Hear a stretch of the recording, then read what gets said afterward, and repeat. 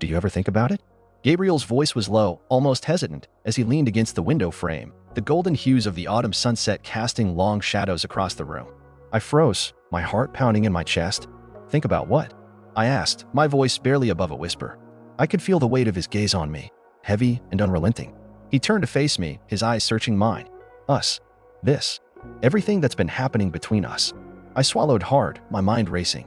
How did we get here? How did this happen? It had only been a few weeks since I returned home, and already, everything felt different. Gabriel, my younger brother, the boy I had always known, was no longer the same.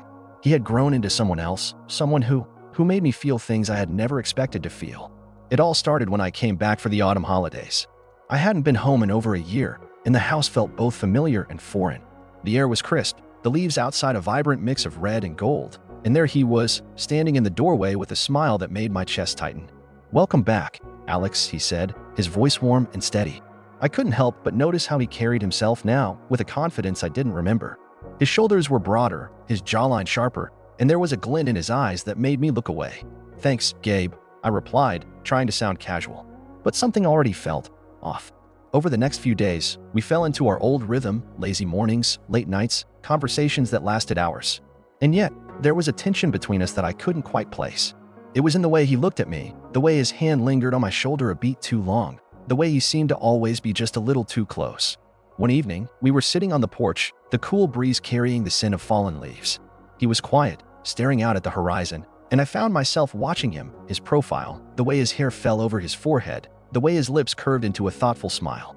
"You've changed," I said suddenly, the words escaping before I could stop them. He turned to me, raising an eyebrow. "Have I?" "Yeah, you're different. More confident, I guess. It's a good thing." He chuckled softly, leaning back in his chair. "Well, people do grow up, you know. Even younger brothers."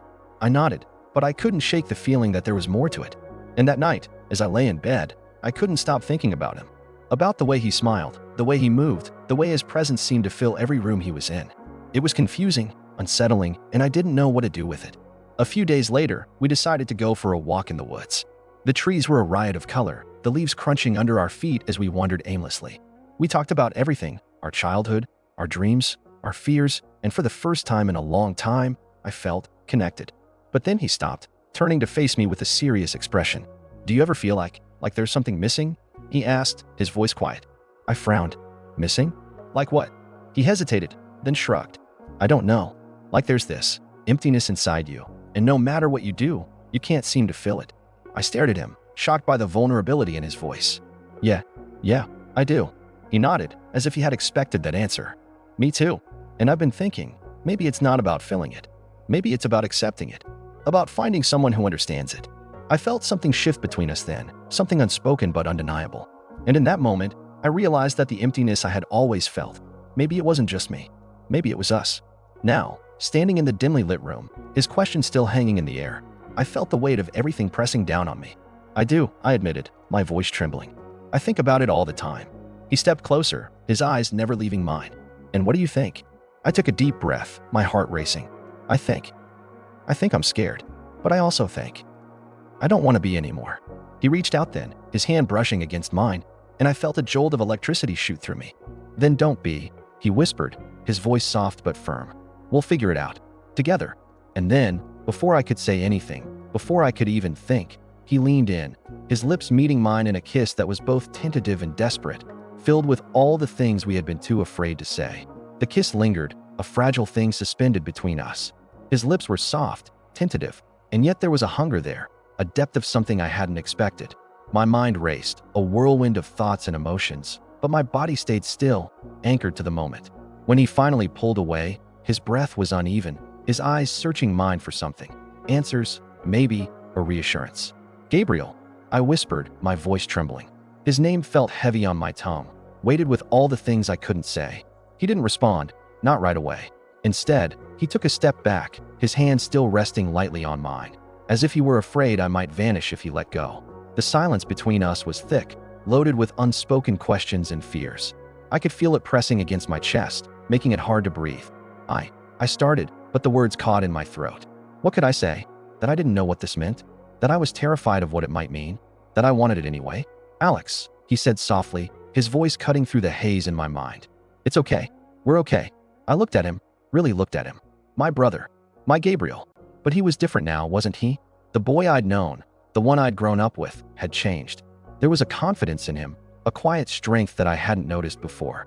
It was in the way he held himself, the way he looked at me now, steady and unflinching. I don't know what I'm doing, I admitted, my voice barely audible. I don't know what this is. Neither do I, he said, his thumb brushing against my knuckles in a gesture so tender it made my heart ache. But maybe we don't have to know. Maybe we can just figure it out as we go. I wanted to believe him. I wanted to believe that it could be that simple. But nothing about this felt simple. My heart was a tangled mess of emotions, and I couldn't untangle them. Not yet. He stepped closer again, his free hand lifting to brush a strand of hair from my face. His touch was gentle, almost reverent, and it sent a shiver down my spine.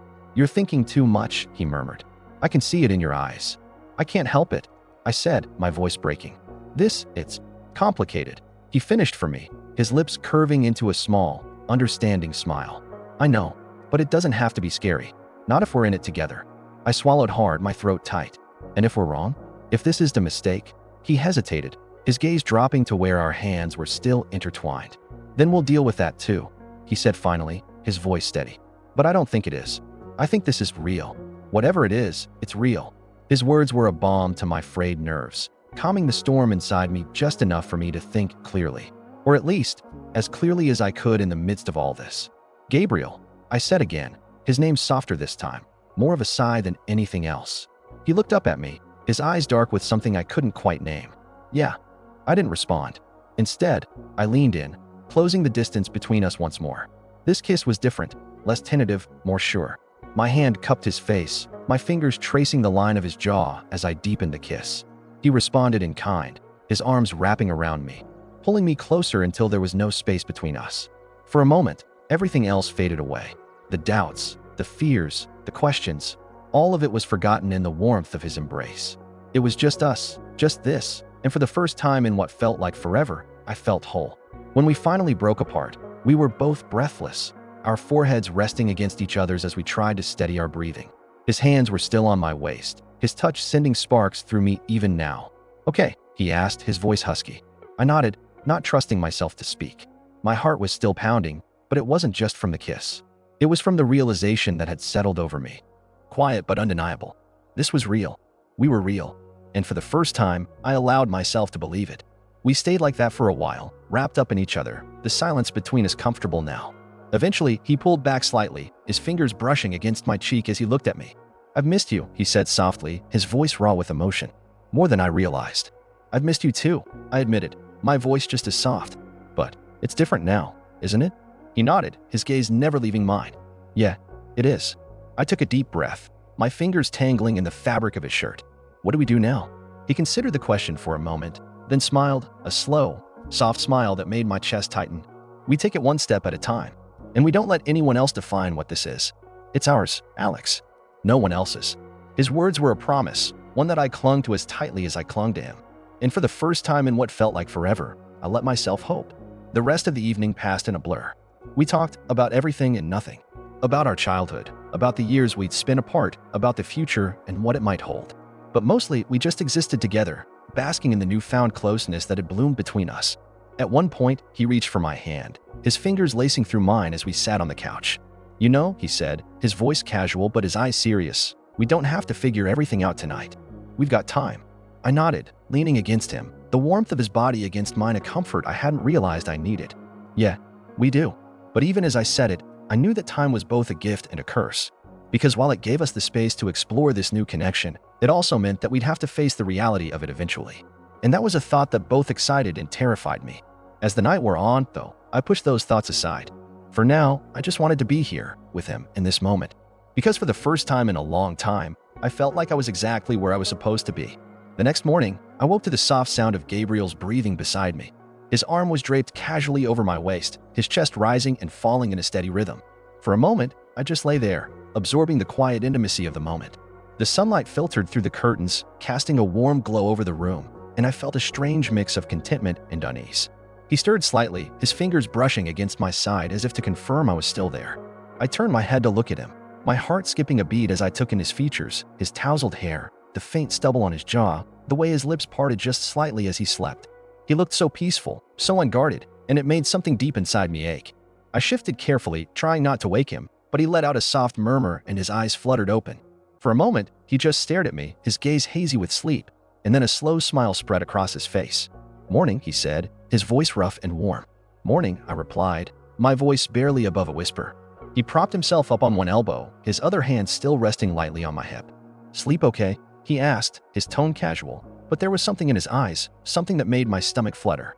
"Yeah," I said, nodding. "You?"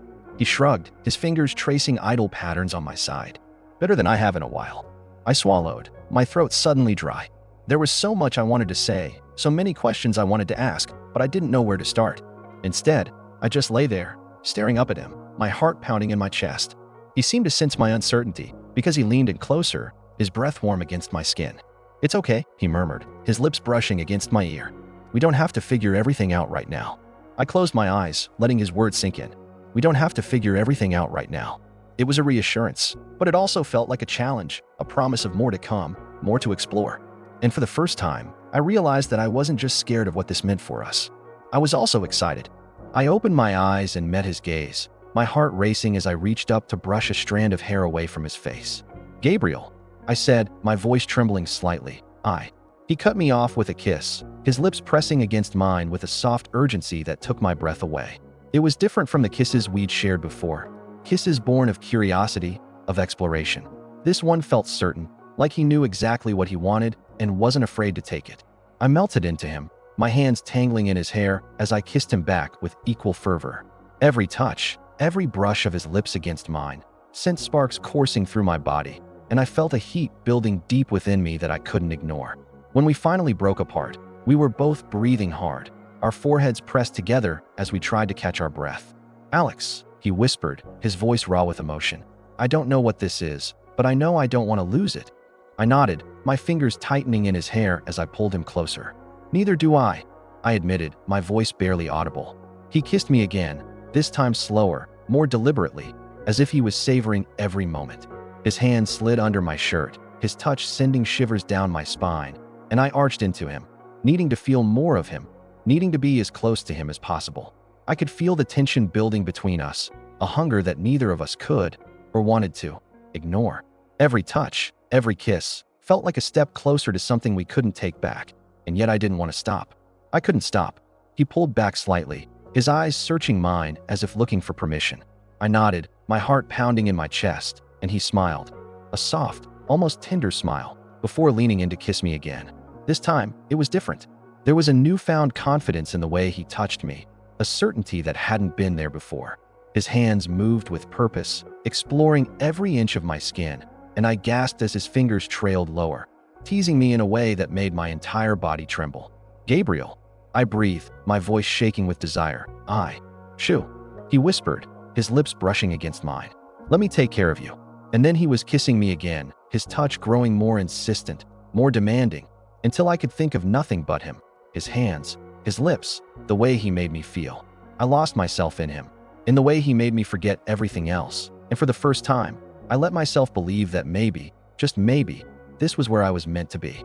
His hand slid under the waistband of my pants, and I gasped, my body arching into his as he touched me in a way that made my entire world spin. "Gabriel," I choked out, my fingers digging into his shoulders. He silenced me with another kiss, his touch growing more urgent, more intense, until I was teetering on the edge, my entire body trembling with need. And then, just as I was about to fall over that edge, he pulled back, his eyes locking with mine as he whispered, "Tell me what you want, Alex." I stared up at him, my heart racing, my body on fire, and for a moment, I couldn't speak. But then I took a deep breath, my voice trembling as I said, "I want you." I stared at Gabriel, my chest heaving, my pulse thrumming in my ears like a drumbeat I couldn't escape. His gaze was unwavering, dark and heavy with something I couldn't name, desire, need, something deeper than either. His hand was still beneath the waistband of my pants, his touch searing against my skin, and I felt like I was unraveling, piece by piece, under the weight of his stare. "You're sure?" he asked, his voice low, almost a growl, and it sent a shiver down my spine. His other hand cupped my face, his thumb brushing over my cheekbone, his touch impossibly gentle despite the intensity in his eyes. I nodded, my breath catching in my throat. "I'm sure." I whispered, my voice trembling, barely audible. But he heard me. Of course, he heard me. He always did. His lips crashed into mine again, harder this time, more desperate, and I melted into him, my hands tangling in his hair as I pulled him closer. His touch was everywhere, his hands roaming over my body, leaving trails of fire in their wake. I felt like I was losing myself, drowning in him, and I didn't care.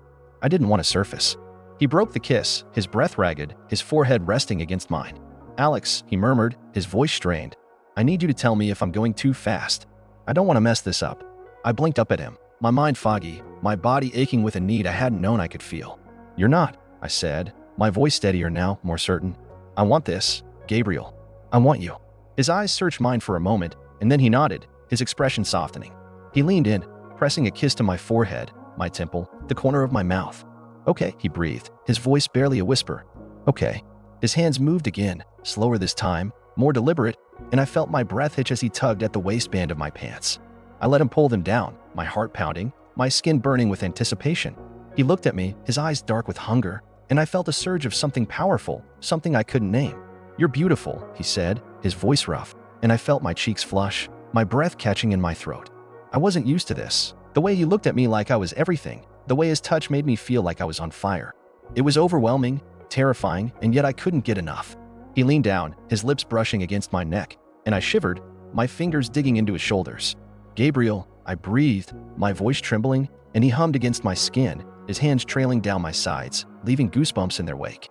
"I've got you," he murmured, his lips moving to my collarbone, his touch sending sparks shooting through my veins. "I've got you, Alex." I closed my eyes, letting myself sink into the sensation, into him. His touch was everywhere, his lips trailing over my skin, his hands exploring every inch of me. I felt like I was coming undone, like I was falling apart, and I didn't care. I just wanted more. He pulled back slightly, his eyes locking with mine, and I saw something raw, something vulnerable in his gaze. "Are you okay?" he asked, his voice soft, and I nodded, my heart swelling with something I couldn't quite put into words. "I'm okay," I whispered, my voice barely audible. "I'm more than okay." He smiled, a small, almost shy smile, and it made my chest ache. He leaned in, pressing a kiss to my lips, his touch gentle, almost reverent. "Good," he murmured against my mouth. "Because I'm not sure I could stop even if you asked me to." I laughed, the sound shaky, breathless, and he grinned, his eyes crinkling at the corners. He kissed me again, deeper this time, his hands moving over my body with renewed urgency, and I felt myself getting lost in him all over again. His touch was everywhere, his lips trailing over my skin, his hands exploring every inch of me. I felt like I was coming undone, like I was falling apart, and I didn't care. I just wanted more. He pulled back slightly, his eyes locking with mine, and I saw something raw, something vulnerable in his gaze. "Are you okay?" he asked, his voice soft, and I nodded, my heart swelling with something I couldn't quite put into words. "I'm okay," I whispered, my voice barely audible. "I'm more than okay." He smiled, a small, almost shy smile, and it made my chest ache. He leaned in, pressing a kiss to my lips, his touch gentle, almost reverent. "Good," he murmured against my mouth.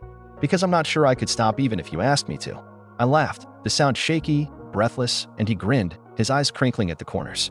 He kissed me again, deeper this time, his hands moving over my body with renewed urgency, and I felt myself getting lost in him all over again. His lips moved to my neck, his teeth grazing my skin, and I gasped, my fingers tangling in his hair. "Gabriel," I breathed, my voice trembling, and he hummed against my skin, his hands trailing down my sides, leaving goosebumps in their wake. "I've got you," he murmured, his lips moving to my collarbone, his touch sending sparks shooting through my veins. "I've got you, Alex." I closed my eyes, letting myself sink into the sensation, into him. His touch was everywhere. His lips trailing over my skin, his hands exploring every inch of me. I felt like I was coming undone, like I was falling apart, and I didn't care. I just wanted more. He pulled back slightly, his eyes locking with mine, and I saw something raw, something vulnerable in his gaze. "Are you okay?" he asked, his voice soft, and I nodded, my heart swelling with something I couldn't quite put into words. "I'm okay," I whispered, my voice barely audible. "I'm more than okay." He smiled, a small, almost shy smile, and it made my chest ache. He leaned in, pressing a kiss to my lips, his touch gentle, almost reverent. "Good," he murmured against my mouth. "Because I'm not sure I could stop even if you asked me to." I laughed, the sound shaky, breathless, and he grinned, his eyes crinkling at the corners. He kissed me again, deeper this time, his hands moving over my body with renewed urgency, and I felt myself getting lost in him all over again. His lips moved to my neck, his teeth grazing my skin, and I gasped, my fingers tangling in his hair. "Gabriel." I breathed, my voice trembling, and he hummed against my skin, his hands trailing down my sides, leaving goosebumps in their wake. "I've got you," he murmured, his lips moving to my collarbone, his touch sending sparks shooting through my veins. "I've got you, Alex." I closed my eyes, letting myself sink into the sensation, into him. His touch was everywhere, his lips trailing over my skin, his hands exploring every inch of me. I felt like I was coming undone, like I was falling apart, and I didn't care. I just wanted more. He pulled back slightly, his eyes locking with mine, and I saw something raw, something vulnerable in his gaze. "Are you okay?" he asked, his voice soft, and I nodded, my heart swelling with something I couldn't quite put into words. "I'm okay," I whispered, my voice barely audible. "I'm more than okay." He smiled, a small, almost shy smile, and it made my chest ache.